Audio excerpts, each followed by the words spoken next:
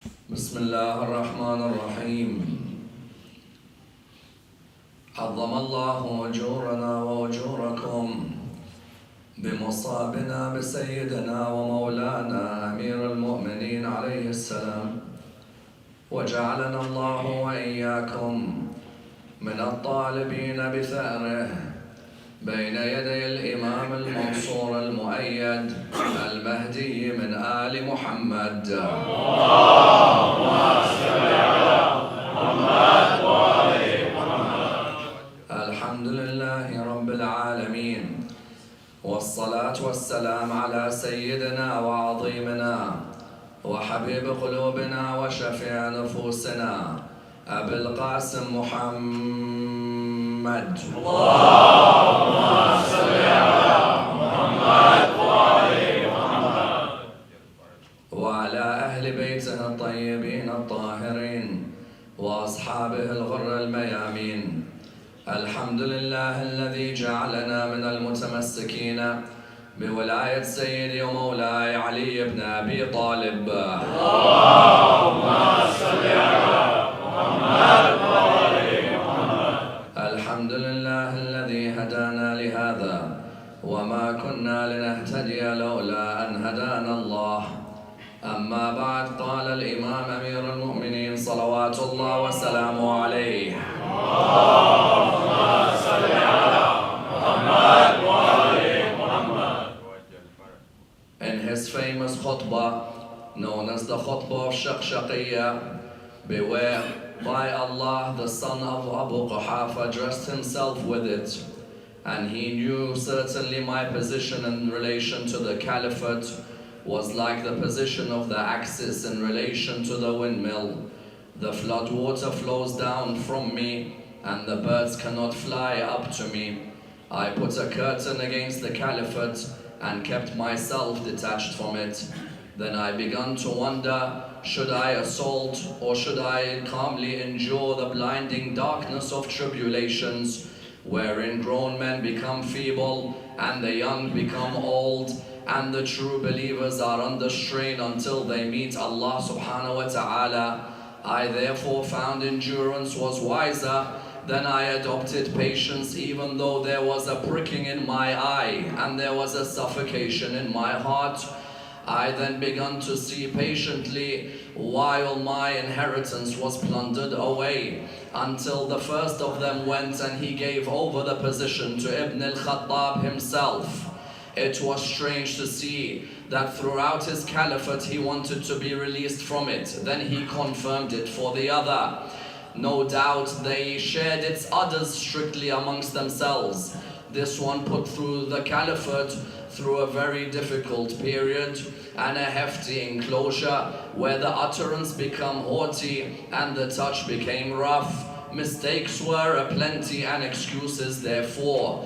If you came in contact with it, it was like coming in contact with an unruly camel. If you pull its reins, the nostrils are slit, and if you let it go, then it will leave you. By Allah, mistakes were aplenty, and people fell into deviation and misguidance and wickedness. But I remained patient despite the long period and despite the stiffness of the trial, until the second one went and he put the caliphate into a group and made me one of the group. Good heavens, since when did I have anything to do with consultation? Was there a doubt about me being number one? Now they put me akin to all of these. But when they went low, I went low, and when they went high, I went high. One of them turned against me because he hated me, and the other one because of his in-laws, and this and that, until the third of them stood up with his heaving breast between his dung and his fodder. He then let the children of his grandfather Umayyah come and plunder the wealth of the religion and devour the religion like the camel devours the foliage of its spoil, until eventually the rope was withdrawn, the actions came back against him, and his gluttony forced him into prostration. Then I was surprised at the way the people rushed towards me. They came from every angle and every direction like the mane of a hyena, and crushed me and Hassan and Hussein. My garments were ripped off my shoulders. They came like herds of sheep and goats, wanting me to take over the reins. Then all of them, one of them became a group that broke away, and another of them was a group that was disobedient, and a third of them was a group who had not read the verse in the Quran which said about the mischief makers in the earth. The first of our salawat in honor of Rasulullah Muhammad sallallahu alayhi wa sallam.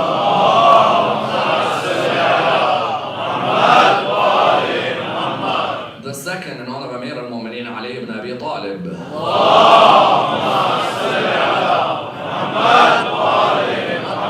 The third with your loudest voices in honor of the Imam of our time, Imam Sahib al-Asr wa zaman.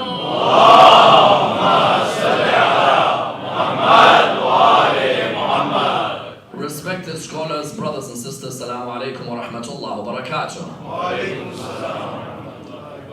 The Holy Prophet and Fatima al-Zahra, salawatullah wa salamu alayhima,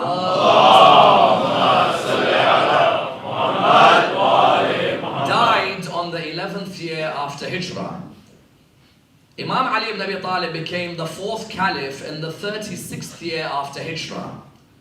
In those 25 years between the death of the Prophet and the Caliphate of Imam Ali, Abu Bakr, Umar and Uthman assumed the leadership of the Islamic Empire.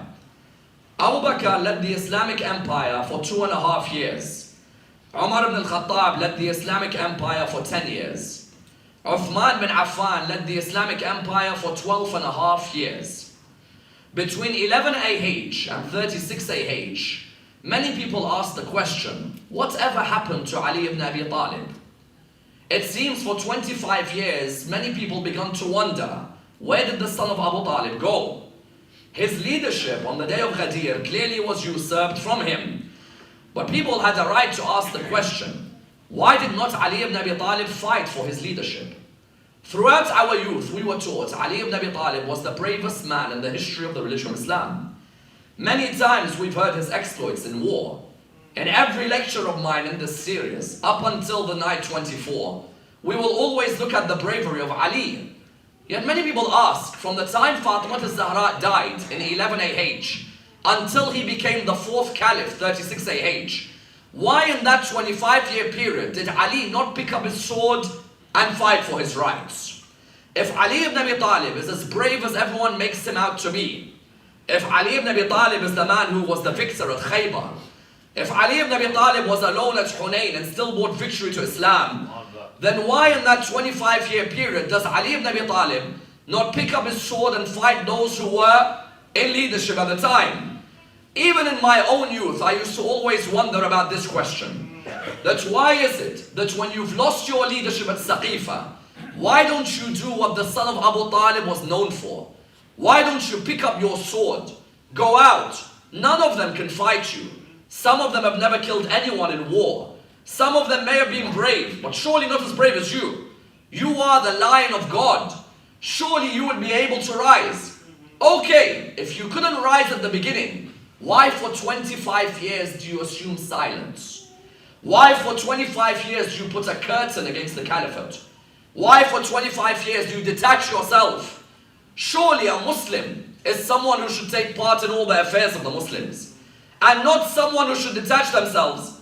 Today, if someone in the Muslim community detaches themselves, we say to them, why haven't you come to the mosque all this time? Why haven't we seen you in majalis? Why haven't we seen you in wiladats or shahadats? Why don't we see you accepting Muharram or accepting Shahr Ramadan? Why are you away the whole year? Yet when it comes to Ali ibn Abi Talib, 25 years, Ali ibn Abi Talib is nowhere to be seen.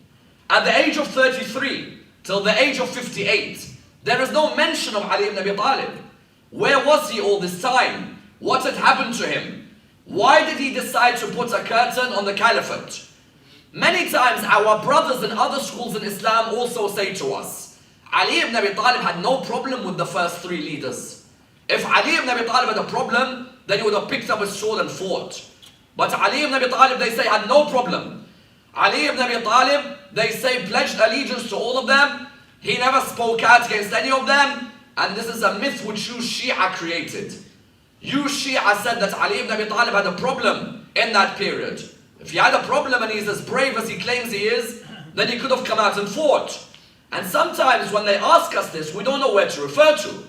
Because many of us turn around and wonder, that is true. If Imam Ali ibn Abi Talib had a problem, where do I look for in Islamic literature where he mentions how he felt in these 25 years? Because these 25 years are a major gap, aren't they? All of us know about Ali with Rasulullah. The next time we hear about Ali is Jamal, Siffin, Nahrawan, correct? Versus Aisha versus Muawiyah. But the son of Abu Talib in his 30s, where was he? Where was he in his 40s? Where was he in his 50s? What happened to Ali ibn Abi Talib in those years? Surely Ali ibn Abi Talib must have said something about that period. And that's why, for every single one of us here, there's one sermon which is above all sermons. In Nahj al-Balagha, there is a sermon where Imam Ali ibn Abi Talib explains his 25 years when he was not Khalifa. It is one of the most powerful sermons delivered in Islamic history. Nahj al-Balagha, as we know, is not Imam Ali's book. It's Sharif al-Radi who compiled Imam Ali's greatest sermons. Sharif al-Radi and his brother Sharif al-Murtada were amongst the greatest scholars in the history of this religion. They were specialists in theology, specialists in law, but above all else, Sharif al-Radi was a specialist in Arabic grammar. He loved Ali ibn Abi Talib's Arabic, because Ali ibn Abi Talib, in terms of his Arabic, is the man who originated Arabic grammar. You know the laws of Arabic grammar that you have in the world today. If you go to Saudi Arabia, you go to Bahrain, you go to Egypt, you go anywhere in the Middle East or indeed in North Africa, the laws of Arabic grammar were originated by Imam Ali ibn Abi Talib. He taught a man by the name of Abu al-Aswad al-Du'ali. Abu al-Aswad al-Du'ali was taught by Ali ibn Abi Talib the laws of Arabic grammar. Those of you who studied basic Arabic grammar, when you come towards understanding the verb and the past tense and the future tense and so on, always you ask, who constructed the grammar of Arabic? Ali ibn Abi Talib. Sharif al-Radi compiled the best of Ali ibn Abi Talib's sermons because of their Arabic eloquence. Hence the book is called Nahj al-Balagha.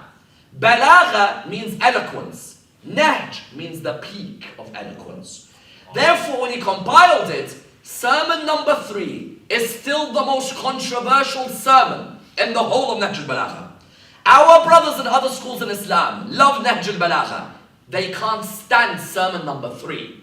Because in sermon number 3, Imam Ali opens up about why he distanced himself from what had happened. He opens up in the most vicious way, where he makes it clear that if you people are uncertain about what these 3 done to the religion of Islam, I will explain it to you like no one else has ever explained it to you. If you're uncertain, because we have some people in our communities today, when I travel around the world, they come and say, we shouldn't talk about these things. Because these 3 at the end of the day were Sahaba. Habibi, leave the talking to the historians. You stick to your job, I'll stick to mine, correct or no? You find that many people now are coming to give why we should and why we shouldn't talk. Imam Ali ibn Abi Talib's sermon 3 of Nahj al-Balagha, do you know what the sermon is called? I want you to all read this sermon tonight. It is vicious. It's Ali ibn Abi Talib in a different league. In this sermon which I quoted at the beginning of my lecture, the sermon is called Shaqshaqiyya. Do you know what Shaqshaqiyya means? The roar of the camel. Yes? Imam Ali ibn Abi Talib plays on the camel pun throughout the whole of the sermon. And the sermon, when he gives it, he's suddenly interrupted by a man from Iraq who gives him a letter. When the man interrupts him in the sermon, Imam reads the letter. Ibn Abbas tells him, I beg you continue with the sermon. I want to hear the rest of what you have to say. And he turns around and he says, Ibn Abbas, that was not something I had prepared.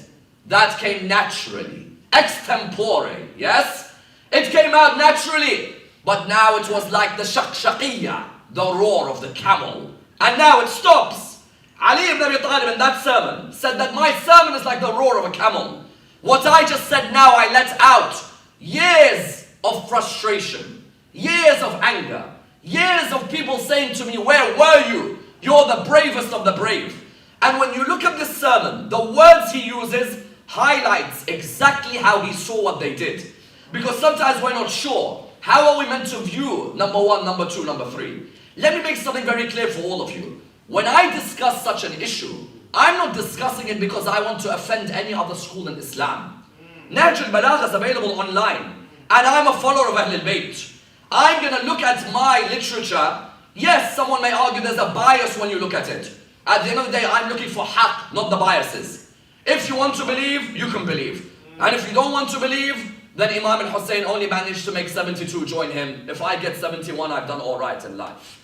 Therefore, when you look at it, you find that this sermon is a phenomenal sermon. And in it, he describes his feelings. And I tell you, I've never seen Ali ibn Abi Talib come out in this way. Because those of you who, when your sons and daughters ask you, where was Ali for 25 years? Listen to what he has to say in the sermon where he roars. He begins the sermon by saying what? He begins the sermon by saying, by Allah, yes, beware, by Allah, the son of Abu Quhafa. Abu Bakr is the son of Abu Quhafa, yes? He doesn't call him by his name. He says, beware, by Allah, the son of Abu Quhafa dressed himself with it. Even though he knew, certainly knew, my position in relation to it was like the position of the axis in relation to the windmill. Yes?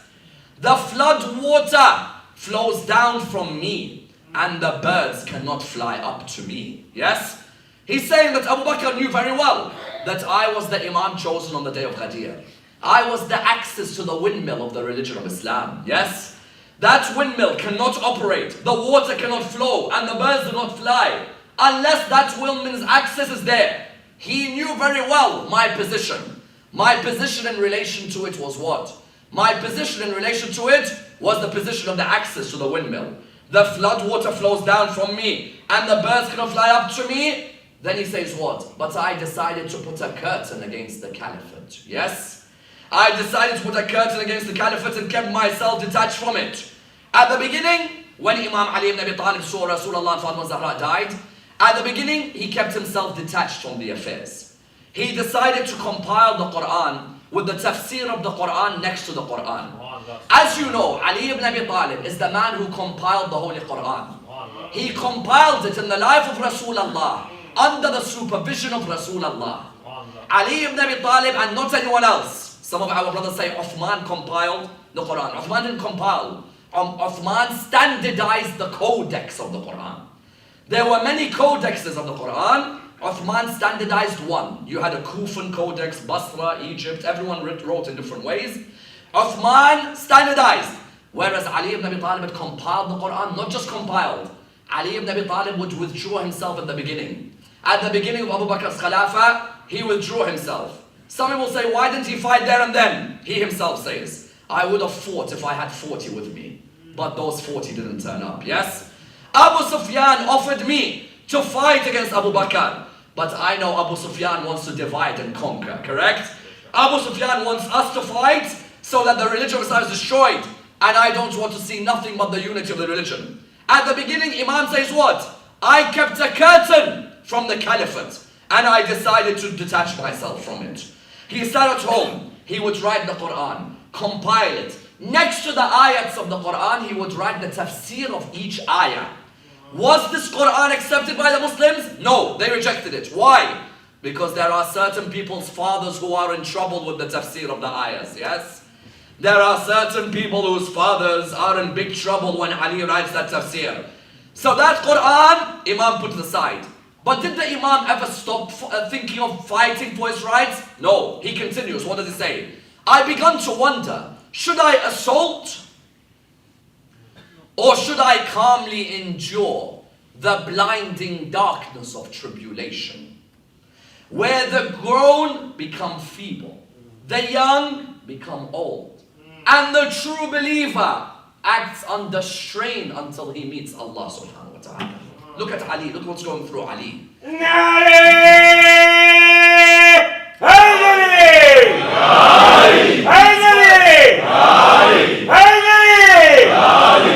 These words are from the heart.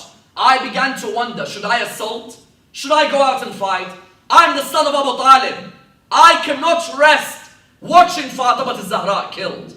I cannot rest watching people take the rights of Islam away. Watching people change the religion of Islam. I began to wonder, should I assault or should I calmly endure the what? The darkness, yes? The darkness of tribulation. The blind darkness of tribulation. Where the grown become feeble. The young become old. And the men who are believers act under strain. You know what he meant by that? He meant those of us who were old, who remained loyal to me, they became feeble when they saw what happened at Saqifa, yes? And the young suddenly grew old when they saw Fatima killed in front of them. When they saw my rights taken. And the men who were believers were under strain. You know what happened? All those who remained Shia of Ali were now under oppression. They had to live in secrecy. Some of them were beheaded after Saqifa took place. Some of Ali ibn Abi Talib's closest, who gave bay'ah to him in Ghadir, were beheaded. Malik bin Nuwayra used to collect taxes for Rasulullah. When Abu Bakr became Khalifa, he sent Khalid bin Walid to the tribe of Malik. He ordered Malik to give taxes to the state. Malik turned around. He said, I will not give taxes except to the man chosen on the day of Ghadir. You will not get any taxes from me. You people of you serve the rights. You know what Khalid bin Walid done to him? He beheaded him and slept with his wife the same night. Yes? They beheaded Malik bin Nuwayra. They made Bilal go into exile. Bilal, the companion of Rasulullah. Bilal, the mu'adhin of Rasulullah, never read adhan again after Rasulullah died. Bilal stopped reciting adhan. Go to anyone in the Muslim world today. Say to them, where's Bilal? Why did he stop reciting adhan? What happened? Bilal said, I will not recite adhan for those who have usurped the rights. They exiled him to Syria. Those of you who have been ziyarat to Sham. Do you remember going to Bab al-Saghir, Bibi Fadda and Bilal?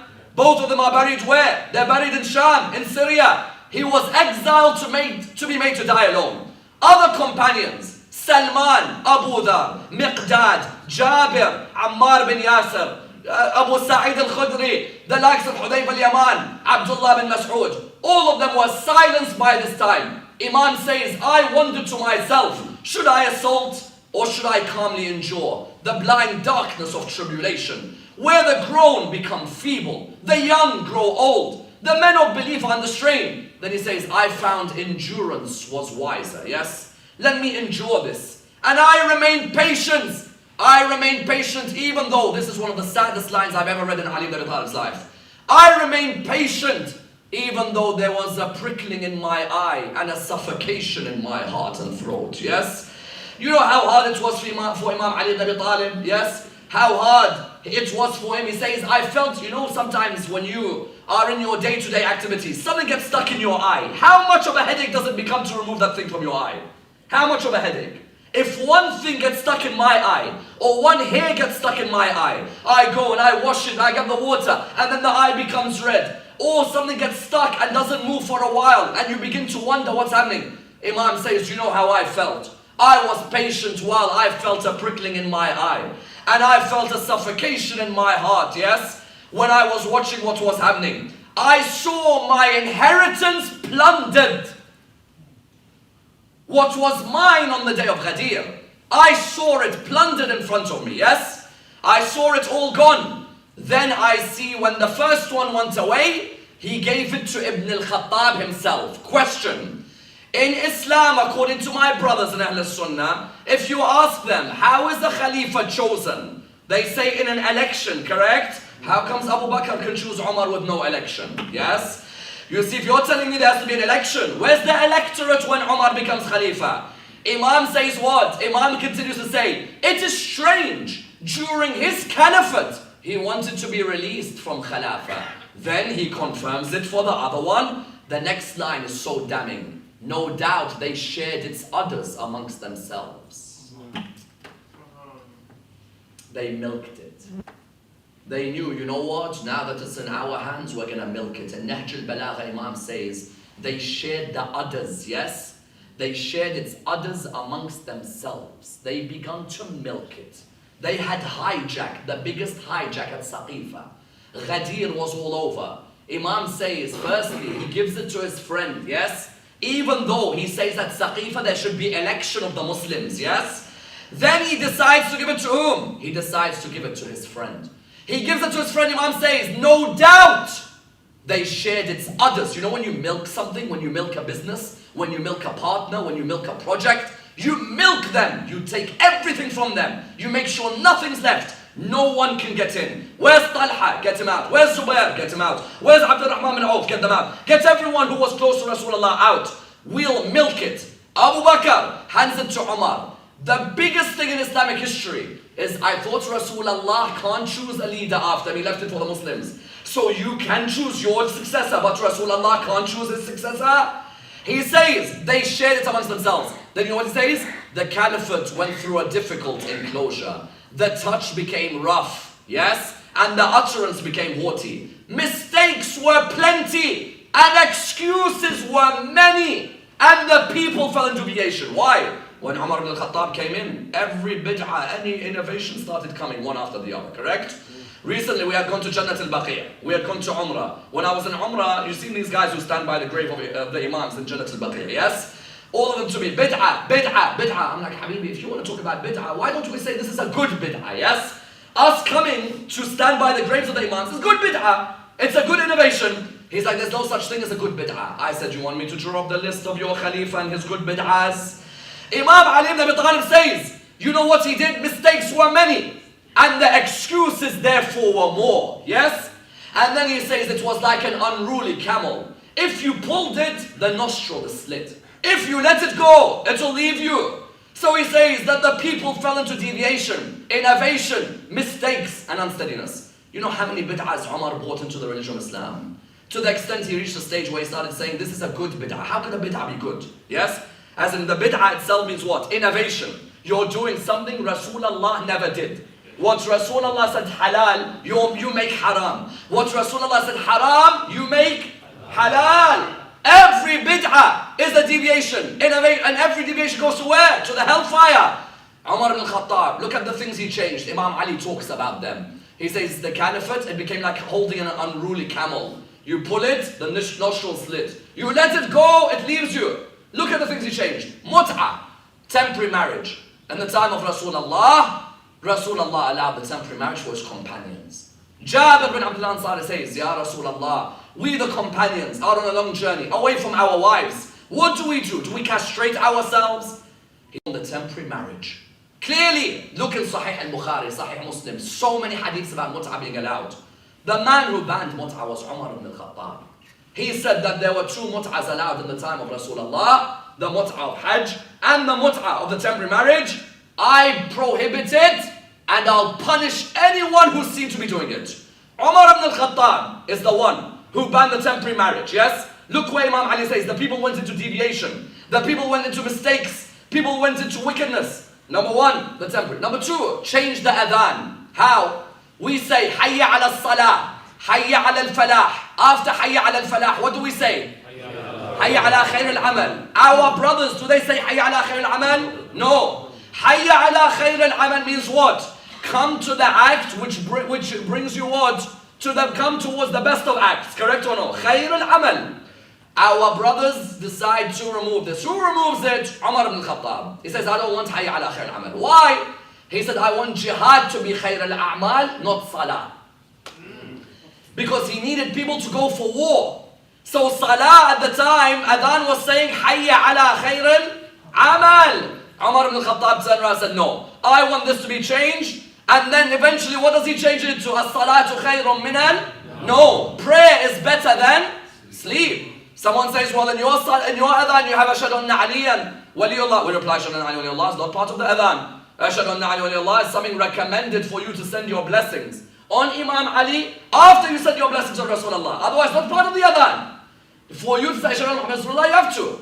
So you found, therefore, that was another innovation. Taraweeh today in Shahr Ramadan, tonight. So many go to the mosque. Taraweeh, they stand 2-3 hours in namaz. And you have some of our people saying, you know what, we want to go because it's so beautiful to listen to the Quran and to stand there for 3 hours hearing a juz of the Quran. It's not for you to come and make up what's beautiful and what's not, correct or no?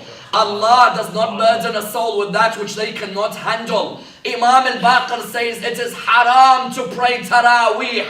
Subhanallah. Why? Because in the time of Rasulullah, as we know, there's a general principle. A salah, which is wajib, can be prayed in jama'ah, correct or no? A salah, which is not wajib, cannot be prayed in jama'ah. The only salah, which is not wajib, which can be prayed in jama'ah, is salat al-istisqa, the prayer for rain, yes? If there is a drought in a community, there's no rain whatsoever, it's the only salah which is not wajib, which you can pray in jama'ah. Otherwise, why? Because the whole community has to come out, otherwise this whole community is going to pass away, yes? Otherwise, you cannot pray a mustahab. In Shah Ramadan, we're told, pray sunnah prayers in the mosque, correct or no? You pray 2 nawafil in the mosque, no problem. 2 ruk'ah. Umar ibn al-Khattab one day was sitting after Rasulullah died. He said, why is everyone praying individually? 2 ruk'ah here, 2 ruk'ah here. Why is everyone praying individually? I don't like this. I want everyone to pray together.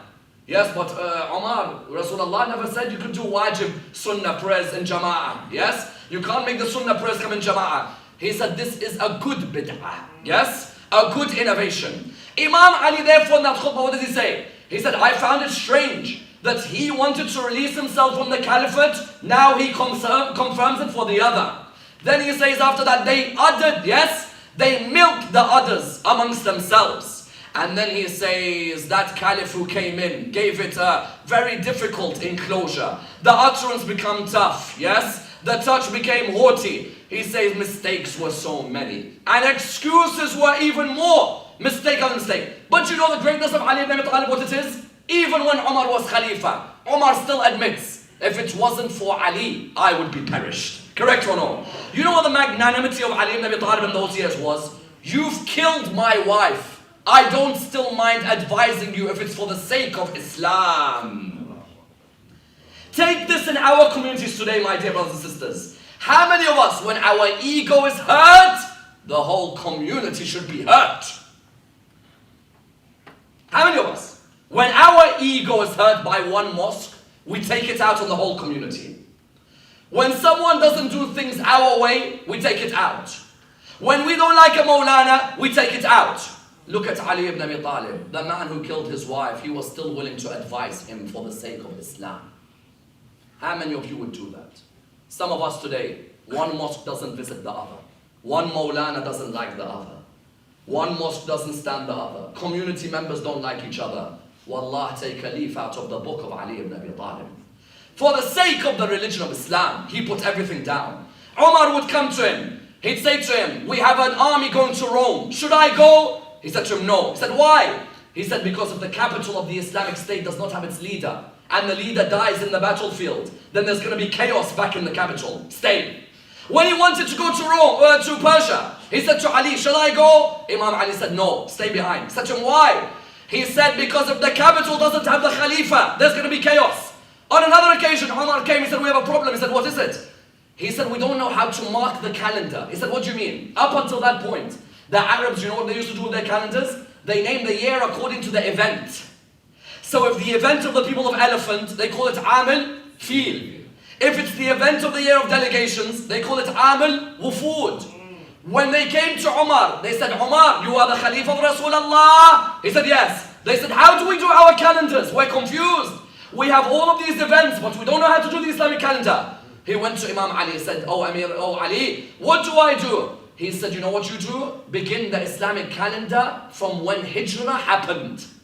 When the Hijrah of Rasulullah happened, that's where you begin. In the 17th year after Hijrah was when Ali ibn Abi Talib made every Islamic calendar begin from Hijrah.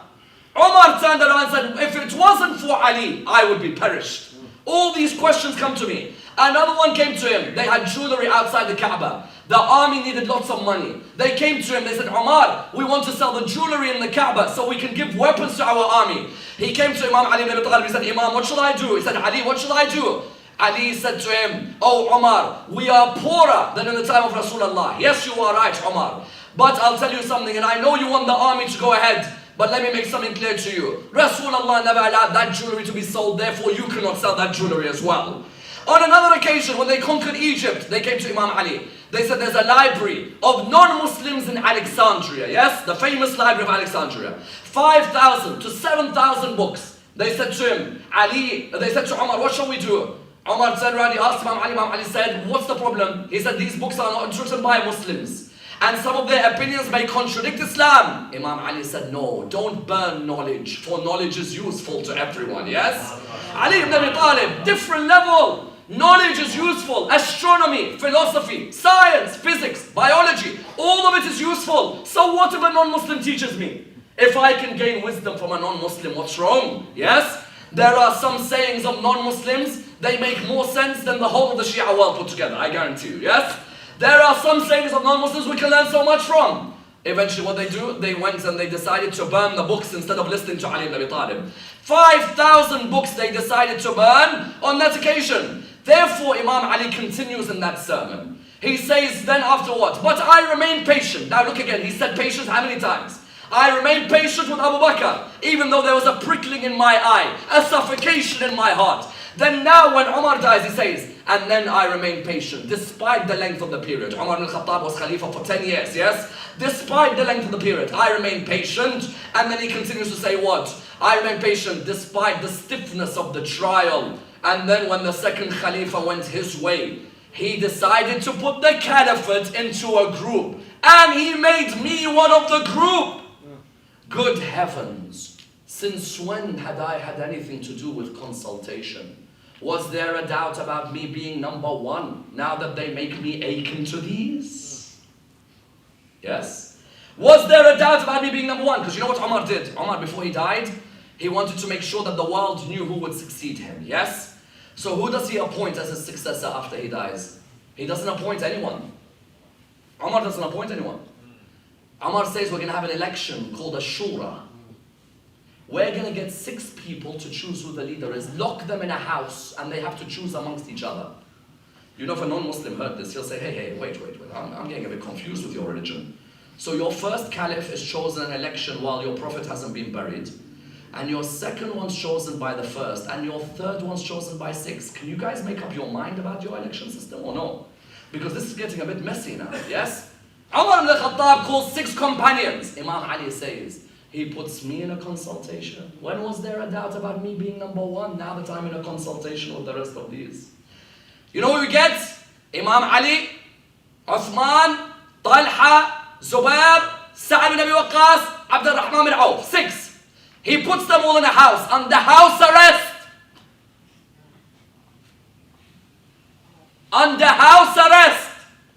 And he says, you 6 choose a leader between you. If 5 of you agree on one leader and one of you disagrees, we kill the one that disagrees.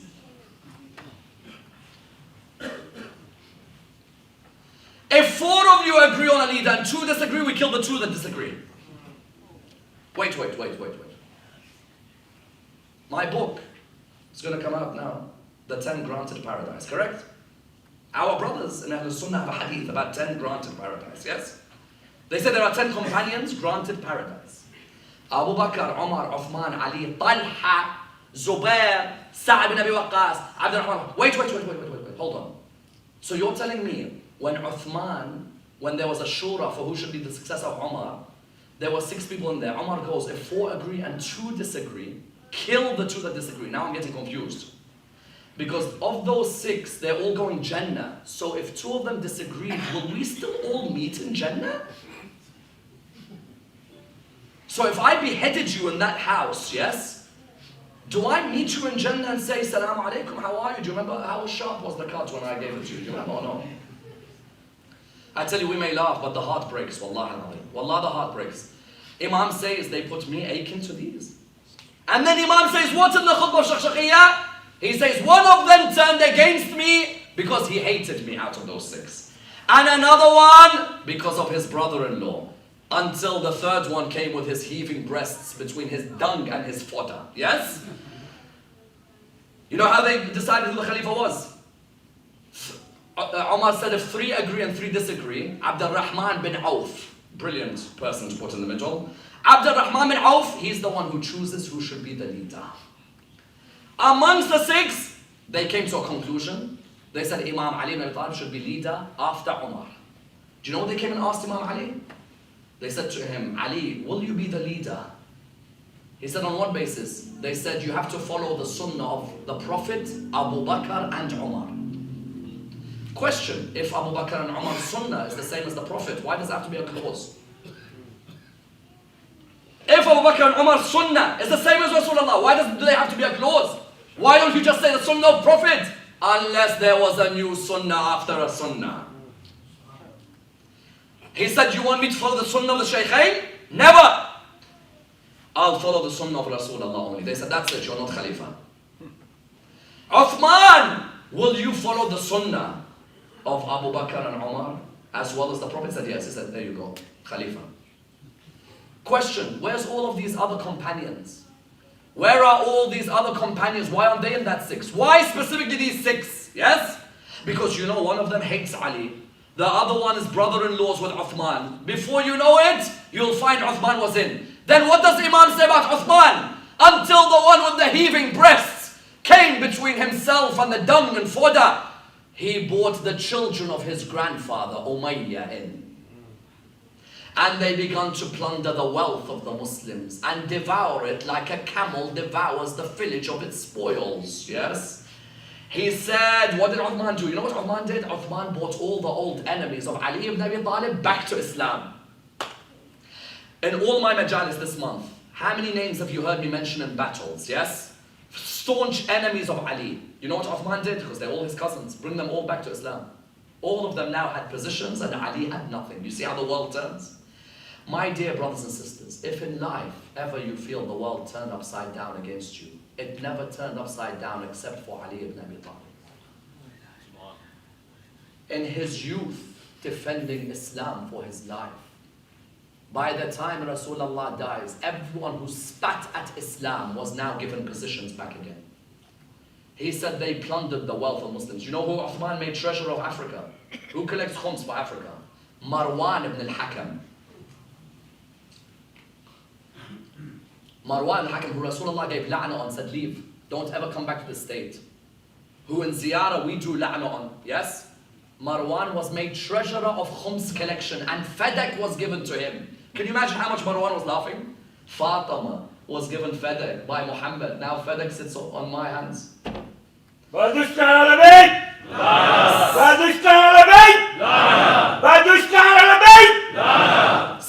bin Jundub, he bought him back. Amongst the people who he brought him back, who was the cause of the downfall, was who? Amongst the people who he brought back, who was the cause of the downfall, was Walid bin Uqba. Yes? Walid bin Uqba, the Quran, in the time of Imam Ali with Rasulullah. The Quran had attacked Walid bin Uqba. يَا أَيُّهَا الَّذِينَ آمَنُوا إِنْ جَاءَكُمْ فَاسِقٌ بِنَبَإٍ فَتَبَيَّنُوا أَن تُصِيبُوا قَوْمًا بِجَهَالَةٍ فَتُصْبِحُوا عَلَى مَا فَعَلْتُمْ نَادِمِينَ. O you who believe, when a wicked man comes to you with news, verify the news. Imam Hassan used to say, the difference between right and wrong is 4 fingers. Between the ears and the eyes. Whatever you hear in the ears, make sure you verify with the eyes. Yes? You found that the Quran said, oh you believe, when a fasiq comes to you with news, verify the news. Walid bin Uqba was the fasiq who made rumors about Bani Mustalaq that they had become kafir. So no Muslim talks to them until Allah told Rasulullah, do not listen to him, this is a fasiq. Do not take the words of this fasiq. Uthman made him the governor of Kufa.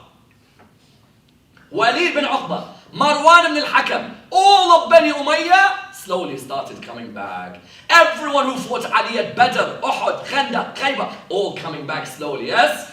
Imam said they began to devour religion. You know this Walid bin Uqba is the same man who led Salat al-Fajr drunk, yes? He led Salat al-Fajr drunk in the mosque of Kufa. He reached Ruk'ah number 4 of Salat al-Fajr. How many Ruk'ahs in Salat al-Fajr? How drunk must you be to get to 4, yes? He reached Ruk'ah number 4 of Fajr. In Ruk'ah number 4, he turned around to his audience and behind him towards the people praying. He said, do you guys want me to continue or no? This is Islam. This is Islam. This is what happened to Ali ibn Abi Talib. This is what he had to deal with. This Walid bin Uqba The news reached Aisha. She told Uthman, Uthman, remove him. Uthman, you're giving too much power to your cousins. This is going to be your downfall, Uthman. You long-bearded Jew, she called him, yes? Naqshwani, she called him, you long-bearded Jew. Remove this person from power. He wouldn't remove him. He said, but he's my brother-in-law. How can I remove him from power? Yes? And then Imam Ali ibn Abi Talib told him, if you don't punish him, I'll be the one who goes to punish him. Yes? Imam Ali ibn Abi Talib himself, he would go out towards that person if Uthman's doing nothing. Because understand one thing, just because Abu Bakr, Umar and Uthman became khulafa does not mean Ali ibn Abi Talib lost his position. Ali ibn Abi Talib is like the Kaaba. You go to him, he doesn't come to you. Yes? Rasulullah has a hadith where he says something beautiful. He says, Ali ibn Abi Talib is like the Kaaba. You go to him, he doesn't come to you. Salman, his imam was who? Ali. Abu Dhar, his imam was who? Ali. Miqdad, his imam was who? Ali. Ammar bin Yasir, his imam was who? Ali. Bilal, his imam was who? Ali. Abu Sa'id al-Khudri, who was his imam? Ali. Hudayf al-Yaman, who was his imam? Ali. Malik al-Ashtar, who was his imam? Ali. If you look at Hujr bin Adi, who was his imam? Ali. Ammar bin Hamaq al-Khuza'i, who was his imam? Ali. Rushad al-Hajari, who was his imam? Ali. Khumayl bin Ziyad, who was his imam? Ali. Maytham al-Tammar, who was his imam? Ali. Khuzaymah bin Thabit, who was his imam? Ali. Ibn al-Tayyahan, who was his imam? Ali. Adi bin Hatim al-Ta'i, who was his imam? Ali. You can have as many khulafa as you want, they don't come near the dust of Ali ibn Abi Talib.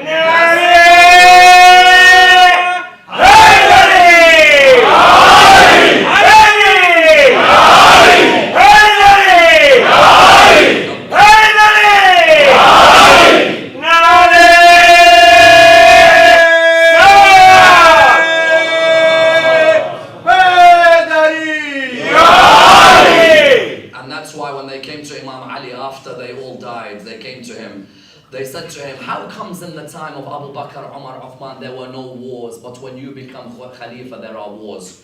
He said, because in their time, they had to deal with people like me, whereas I have to deal with people like you, yes? And that's why he finishes that sermon of Shaqshaqiyya. He said, that third one, he gave his power to the children of his grandfather. What did they do? Until the rope broke, their actions let them down and their gluttony forced them to prostrate. He then says after that, the people rushed towards me, subhanallah, 25 years after they left him and Fatima, they all came to him. He said they rushed to me from every direction. It was as if they were the manes of hyenas. They were ripping garments off my shoulders. They trampled on Hassan and Hussein on their way to me. And then they were saying to me like the herds of sheep and goats, we want you as our leader. But then a group of them broke away, and a group disobeyed, and a group claimed that they hadn't read the ayah of the Quran about mischief on the earth. We're coming to Jamal, Siffin and Nahrawan in the next few days, yes? About what happened when he became Khalifa, how straight away every old enemy of his came back to fight him once again. But therefore you find the Imam had made it clear that in those years, those were my most difficult years. Yes, I remained patient, although there was a prickling in my eyes, suffocation in my heart, yes? I saw my inheritance being plundered, yes? They shared its others strictly amongst themselves. If ever you doubt Ali ibn Abi Talib, what he was going through in those 25 years, that sermon 3 of Nahj al-Balagha, he called it Shaqshaqiyya, the roaring camel. He wanted to make clear, do you know how much I've kept inside? He'd tell Khumayl bin Ziyad, oh Khumayl, do you know what's inside me? There are things I want to tell man, but man cannot take them. So I dig my fist into the earth, because the earth can take them more than the human being, yes? How much Ali ibn Abi Talib had to take in with him until even the last days of his life, the man was still magnanimous on his approach. Never did he let any of that affect his manners. Never did he let it affect his dignity. He'd always say, ask me before you lose me. I know the secrets of the heavens more than the secrets of the earth. Wallah, no man in history was oppressed like Ali ibn Abi Talib, yes? And yet even you find, even after he's buried, there's still an honor and a magnanimity to him, yes? Because on a day like like this is when Imam Ali ibn Abi Talib was buried. Yes, Ya Allah, let us go near that grave in the holy land of Najaf. Let us sit by his grave on a day like this. Yes, and a day like this is when the Imam was buried. Imam al-Hassan, Imam al-Hussein left the house of Sayyida Zainab. They left the house of the other sisters. Imagine how difficult it is for a daughter to bid farewell to her father. Yes, it's extremely difficult. No daughter finds it easy to bid farewell to her father. Sayyida Zainab and Kulthum saw the janazah of their father leave them. Yes, Imam al-Hassan, Imam al-Hussein. Of course, Imam Ali had told them. He had said to them, listen, you will carry one side of the janazah. There will be unseen forces carrying the other side of the janazah. Yes, it's the angels who took the other side of the janazah of Amir al-Mu'mineen, because the angels were servants of Ali ibn Abi Talib. Yes, they carried the janazah from Kufa. They took it all the way to where? To Najaf. Take your hearts next to the grave of Amir al-Mu'mineen, I beg you.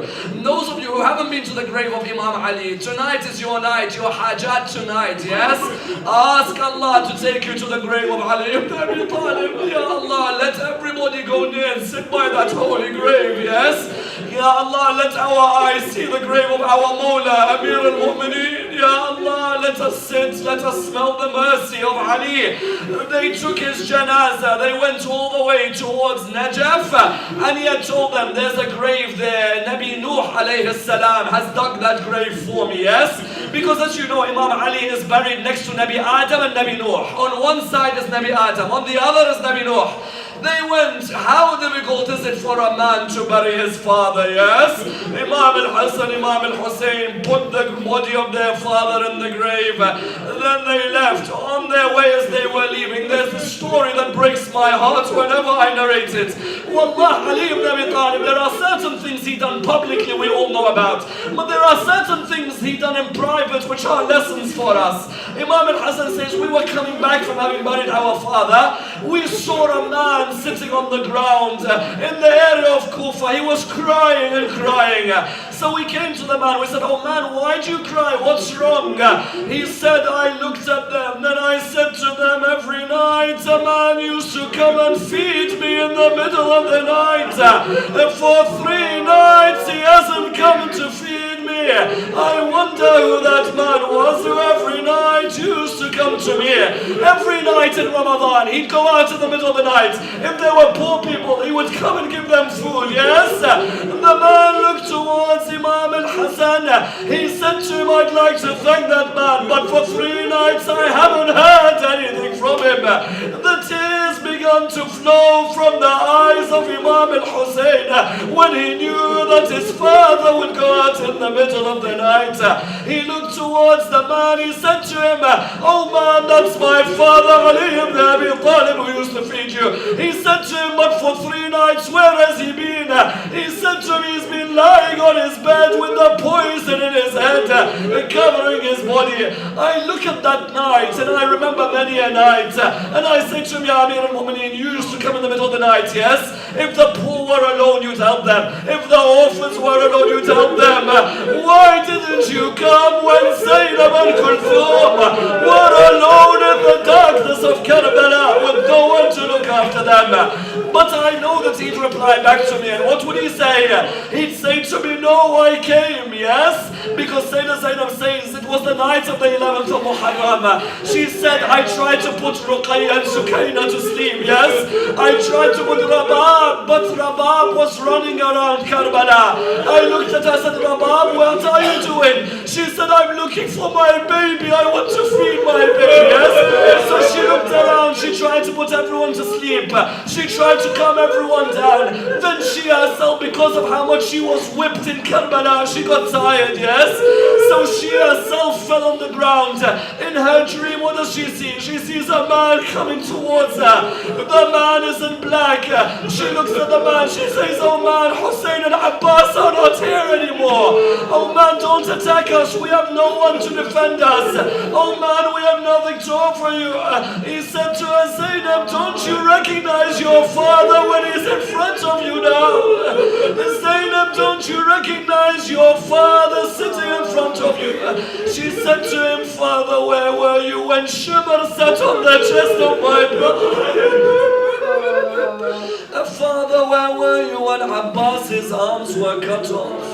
Father, where were you when the arrow hit the neck of the 6-month-old? Father, where were you when they whipped me and Kulthum?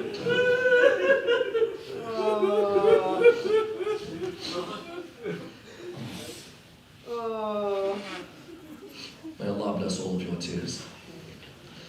Ya Allah, let these tears speak for us on the Day of Judgment. Ya Allah, many of us are full of sins. These tears, let them speak for our love for Ahlul Bayt.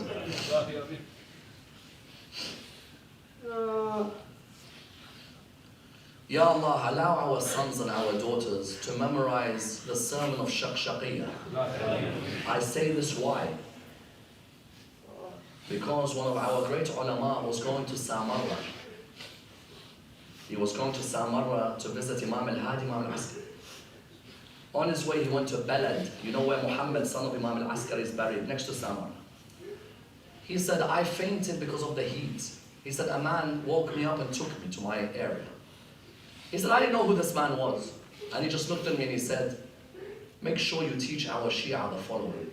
Namaz al-Shab, Salat al-Layl. And make sure you teach our Shia as well to wear a ring on their right hand.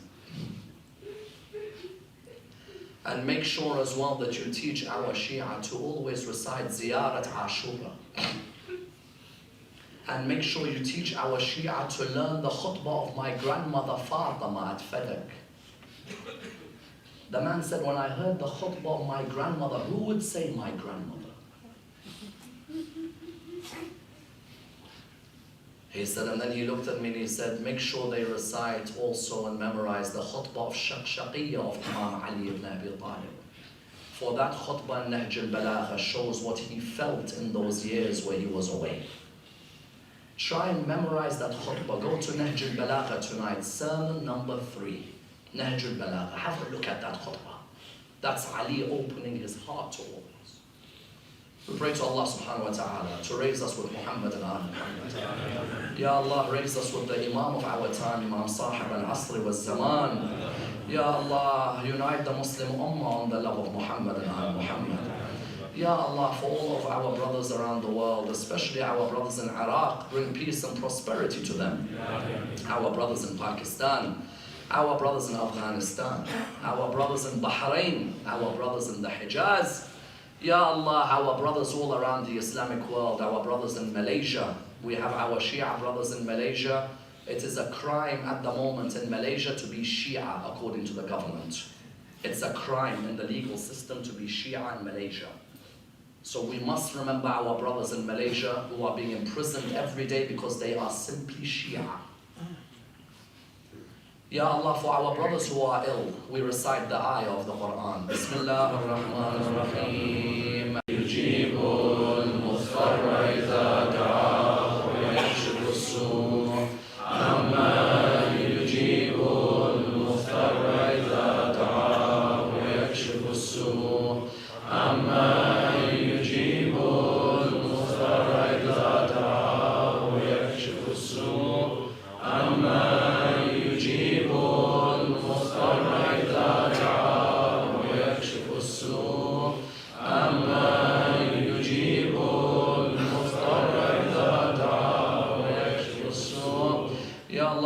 dear brothers Hajj Saftan and Hajj Abdul Hussein, Ya Allah, bring them back to recovery. Allow all of our community to see them in peace and prosperity very soon. Ya Allah, everybody who has someone ill here, in the name of the one who was ill in Karbala, Imam Zain al-Abidin, cure them and bring peace towards their lives. Ya Allah, allow us to honor Imam Amir al-Mu'mineen this year and every year. And allow us to be next to his grave in the land of Najaf as soon as possible. We pray to Allah subhanahu wa ta'ala with a Surah Al-Fatiha, but before it the loudest of your salawat. Allahumma salli